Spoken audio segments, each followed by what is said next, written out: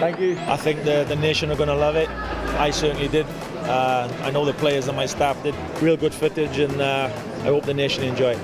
It's all about, you know, the sort of the highs, but also the lows. You know, I do start with the passing of Gary, about how difficult it was for that team, what they came from. So it's a really poignant film in parts, I think, and it's a real reflection of what that team came from. You know, 117th in the world to 8th. It's a remarkable sporting story. Gofio'n melys iawn. It took us right back, that. It took me right back. Mae yna rai golygfeydd o ardaloedd fel Cyfyrddin, Wrexham a Abertawe, o'n i'n ymwybodol yn o cefnogwyr I gyd allan ar y strydoedd. Felly na, oedd o'na elfennau o'n oedd yn emosiynol iawn. We've got a group chat at Wales, so we keep in contact regularly, and I think the boys were very overwhelmed with how good the film was and quite emotional. I think it's great to relive that summer, you know, going 6-7 months on from that summer.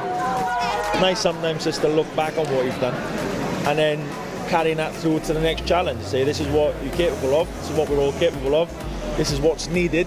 You know, in 18 months' time or 2 years' time, if we're going to be having another documentary about Don't Take Me Home. This should be a great boost for the lads, and we definitely want to repeat what we've done at the Euros.